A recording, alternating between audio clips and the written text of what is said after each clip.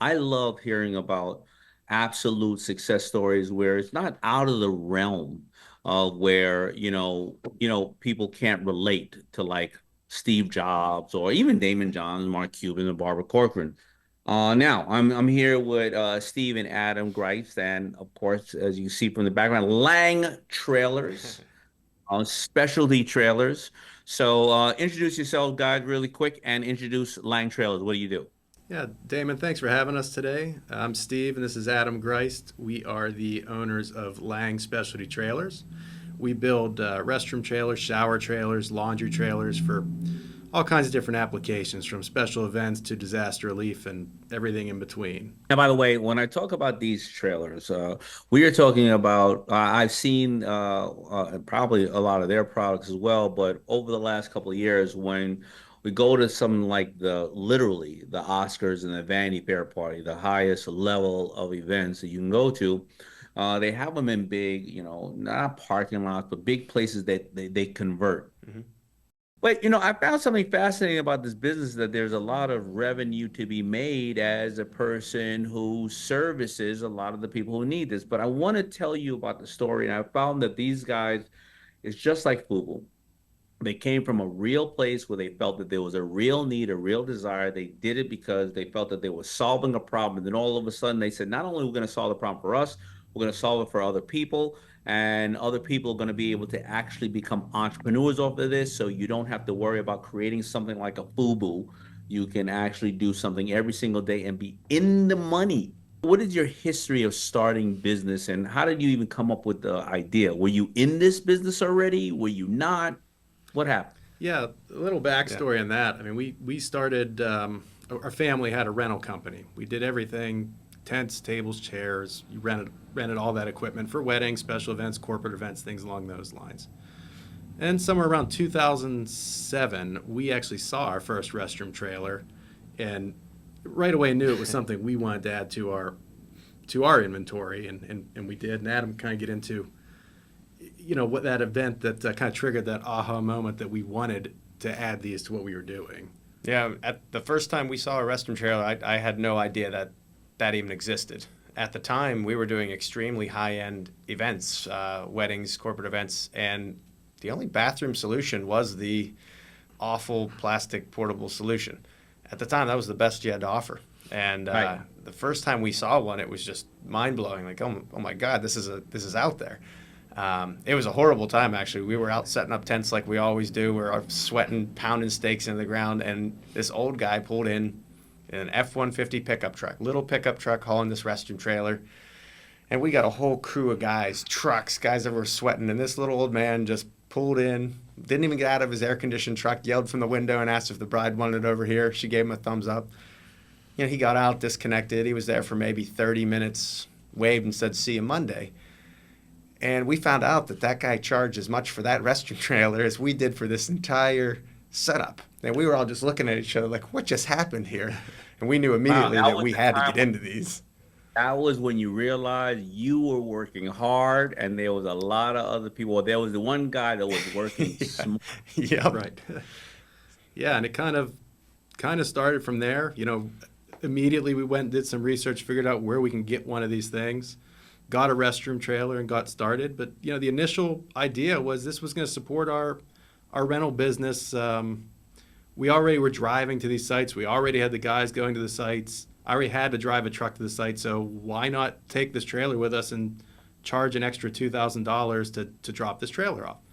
And we really grew things from there. We added some more trailers, but stayed very focused on renting to weddings and other special events. And then kind of eventually we got to the next big aha moment that was like, oh wow, there's a lot more to this than what we're doing. And that's kind of when we found long-term rental, when we Yeah. landed a contract with Chevron to work on their gas fracking sites here in Western Pennsylvania. Wow. So let me ask you something. Are you still doing the tents and everything? No, we were doing the tents for a long time, growing the restroom side, but it became clear to us after, especially after the Chevron account, that there was a lot more potential in the restroom side. And around 2018, while we had already begun manufacturing trailers, one of our competitors in the rental side came and made an offer to buy our whole rental company that we just could not pass up. So we ended up selling off the entire rental company and focusing solely on the manufacturing of the restroom and specialty trailers. Are you a CEO that knows that you've done everything to master your craft? Now you need to take your personal brand to the next level? Well, I love working one-on-one with game-changing CEOs. And if you're interested, reach out. Go to workwithashark.com and fill out the form. Now, back to the video. Listen, I say it all the time. I say that life presents itself so many times when there's what I call the jackass moment. And here's and business always has, and it has all the time, the jackass moment. Um, there's an old saying that a farmer back in the days when if he or she was plowing the land with a jackass. And then somebody next to him invested a bunch of money in this really weird thing called a tractor. And I'm sure you've heard this, but what the hell is wrong with this? How much did you pay for that that big old thing? And he just kept plowing with the jackass. And the idea and the concept is because he or she did not want to change or catch that opportunity that was right there, now there's two jackasses. And at any given moment, you could have said, now think about this. You got a whole bunch of guys working and they're sweating, and now you have labor, right? A bunch of people coming, working, they're tired, they're sick, they're not asking for raises, fighting with their husband and wife, whatever the case is. And a guy pulls up, leaves, like you said it, stayed in his truck for a while, and you could have been like, wow, man, that's cool. Yeah. Anyway, let's go back to work. Right. Like you decided to not be the jackass. So you got rid of that other business and you got out of the jackass and you found the fact that you weren't going to be the jackass. And now you started to expand the business because now you still have people working for you because you're actually now building the trailer. Yes. It's a little very different than doing the rental side. But the rental side of the trailers had our company not been a full-scale event rental company that offered all the services, I probably would have never entertained getting rid of the rental side of the trailers. It was just too easy. What did you go through, though, to now do that? Because you had this starve and suck wind for a long time because everybody here knows investing in a business and growing a business of inventory and mistakes and learning things. It had to eat you for a while. Yeah, it sure did. Yep. And I mean, we had the benefit of being able to, while we still had the rental company, we started manufacturing. I mentioned that Chevron contract. When we got it, it was we needed, I think, 12 trailers maybe, and we didn't own that many trailers. And of course, we said when they called and said, "Can you do this?" The answer is, yeah, we can do that. Absolutely. Yeah. We could be there tomorrow, and then we turned around and started scrambling to try to find what we needed and to find out that we couldn't buy enough trailers. Now, all the manufacturers that existed at the time were backed up to the point we got some through those manufacturers, but it forced us then into saying, you know what, we're going to have to we need to build a couple trailers to do this, to fulfill this contract. So that's kind of how having the rental side really helped us create the best possible product. Had we not had that knowledge, it would have been super tough to build the products we do today. How did Chevron find you? That's a great contract. It was what was the I don't need to know the term the trailer itself, but what was like the amount of trailers and the amount of time? So it was pretty interesting, and it actually worked out great. We got on that site at first when they'd be doing these big sites, they would have all the dignitaries come in and the stockholders would come in and they had us putting up tents and things. And the first time we put up a restroom, it was not meant for the gas workers. It was for the dignitaries coming in. But as soon as the gas workers and the safety crew and everything saw this thing, they said, holy moly, we didn't know that was an option. We want that for our guys too. Something like that is a 2-year, 3-year contract, 1 year. How many trailers? I'm just curious. So that contract was really nice. They had 6 different sites that were going at any given time in Western Pennsylvania, and each site required 2 trailers along with some of our other equipment, and they lasted 3 to 6 months.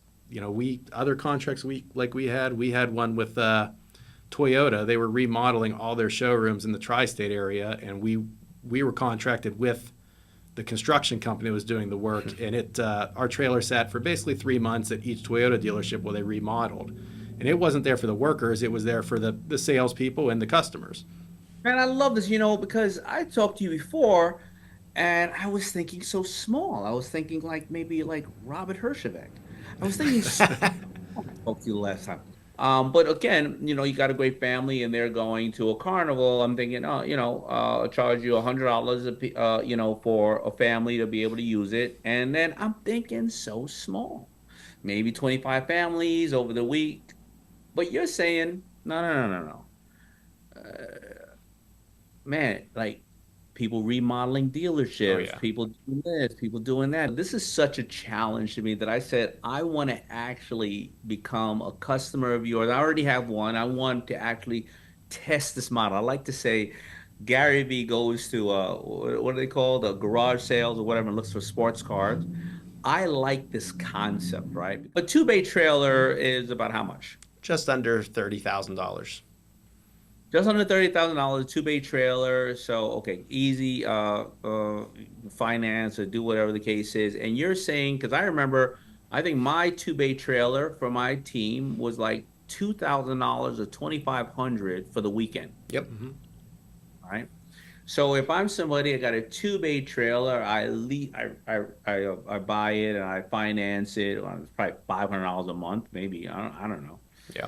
You're saying that I can go and whether it is weddings, whether it is all this type of stuff, I can lease it out for on a low end. What do you think it is a weekend? On a two 1,500? station, a low end would the national average would be anywhere from 1,300 to 1,800 for a two station. $1,500, and then I get somebody to, I would take my truck, I would go and Yep. drop it off.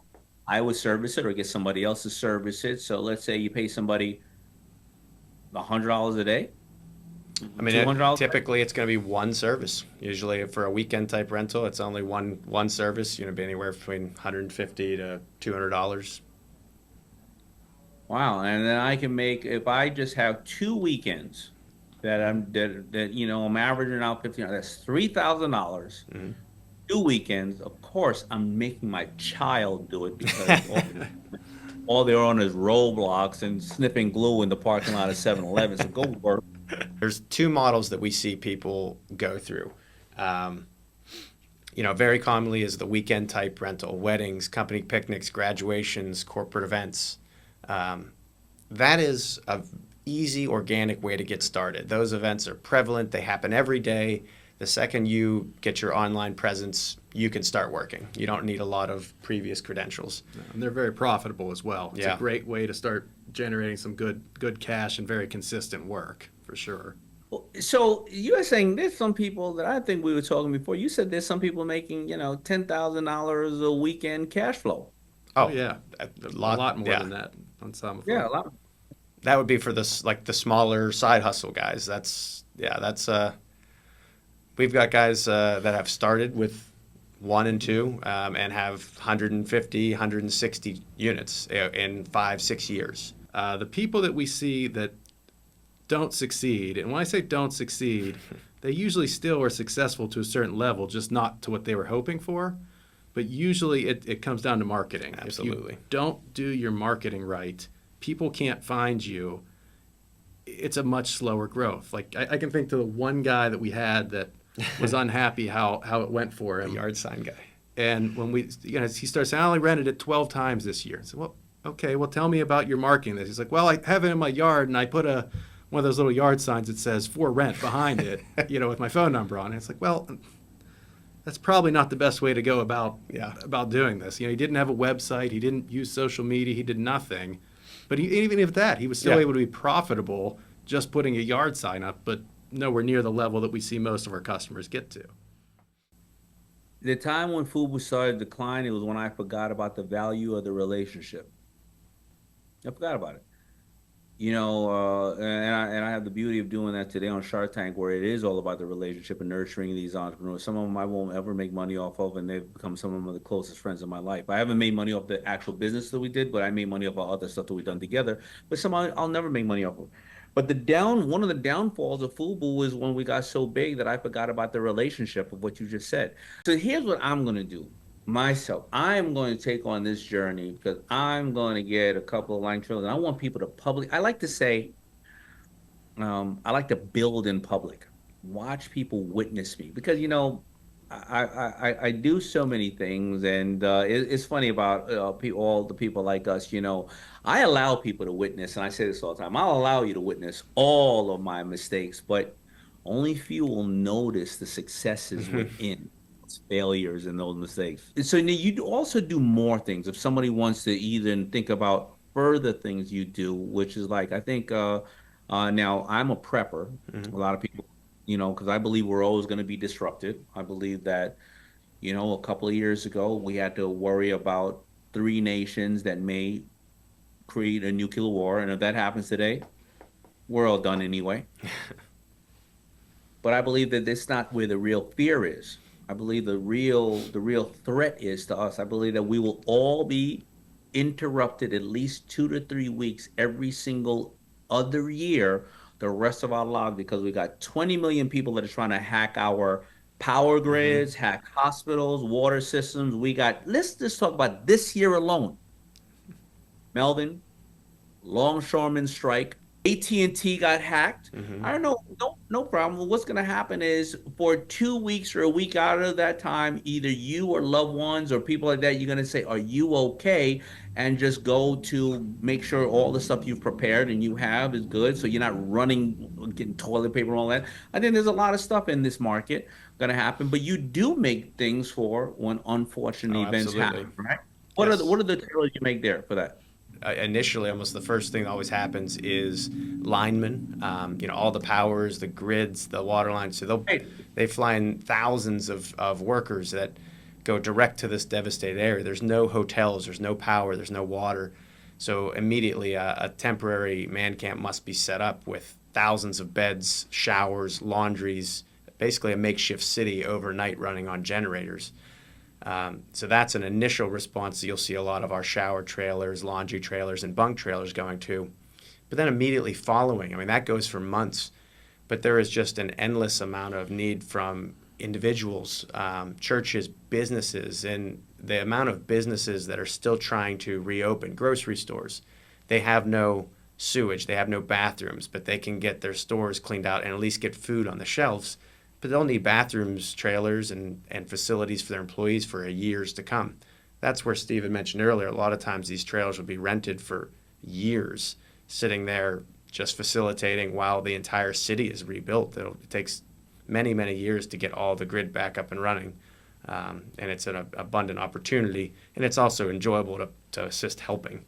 Like what was it, Ian? When Ian came through Yeah. that the Fort Myers area, there was laundry and shower trailers there for over 2 years. Working at camps and things like that. Well, I tell you guys, I learned so much from you. I do these things, and you couldn't sit 16 years in a show like I have. A lot of those are hour long. You can't sit there if you are not a student of life and you find these things fascinating. I hope people could see that I'm always on this quest. And I think that some of the things, when you talk to brilliant entrepreneurs, you either learn two things. You learn a new way of doing something that currently existed, or you learn that you're on the right track because all the other people taking shortcuts or telling you other things. When you find the people that are successfully doing, you go, I don't regret what I either been through or what I'm going through now. And even as I look at this, man, because some of the biggest mistakes that I have made is when I had the most. It wasn't when I didn't have anything. It's when my ego was in the way. I'm Damon John. Are you kidding me? Wait, I'm Damon John. I'm Damon John. Or shut up. Throw money at it. Throw money at it. Right. And when you talk to guys like you and of course women who are in the same position, you learn, yeah, all those things that happened to me in the beginning of my career led me to this. You learn, don't ever forget about that customer. Yep. And if the customer is annoying and you aren't fascinated or happy about that annoyance, then you're in the wrong business, because when a customer tells you something that is annoying them and is coming to you, you're like, man, I can't wait to solve it. That person doesn't Hmm. get it, or I'm not doing enough, right? When that thing is irritating you so much where you don't want to talk to them anymore, well then it's time to move on, to be very honest, because that's going to come across the other way. About the fascination of the different applications you find, because once you get into a business, you think it's going to do one thing here when it starts to Oh move and yeah, it yeah. starts to solve other problems. And it's just fun, man, to see these people that you're working with, and so much that, listen, I get. By the way, the last thing I should ever do in my life is try to work or start a new business, because trust me, I get about 8 of them a year. But I'm fascinated about this, and I love the blue collar, everyday, salt of the earth people can do this business all the way up to guys like me who are like, hey, I want to educate myself in this space and become part of it. So I really appreciate what you guys are doing, and thank you so much, man. Any last words for people out there? Oh shoot, where can you even find you? I'm I advertise and market I you got, I guys. got Where it. can we find you? I mean, you could give us a call if you're interested in learning about restroom trailers. Visit our website or hit any of our socials. We got a lot of great videos and things on YouTube out there to, about the business. And what's the website? Is it Lang Specialty Trailers, or Uh, just Lang? Lang Restroom Trailers. And restroom trailers. All right, man. Man, I love it. I think we took a great journey for all the everyday entrepreneurs as well as the titans of industry. It just, kind of goes back to the fundamentals of business. So thank you so much, Steve and Adam, for joining me, man, and all our listeners for tuning in. Now, if you enjoyed this podcast, be sure to share with anyone who might be interested in exploring a new entrepreneurial journey or opportunities, or even sophisticated ones who are like, why aren't we doing that? That fits into our portfolio. That adds into what we're doing. So there you have it. Thank you. And make sure everybody subscribes and checks out my guys over at Lang Trailers. They're empowering people and solving problems. If you're a CEO like I was, where I mastered my craft, but I know that I needed to master my personal brand, well, then you've come to the right guy. I love working with CEOs that are already game changers and just need to take it to the next level, but nobody out there has experienced what they have experienced, and nobody out there can take them to where they want to go. Well, I can. And if you want to find out more about it, reach out. Go to workwithashark.com. And thanks for watching. And make sure you subscribe. Peace.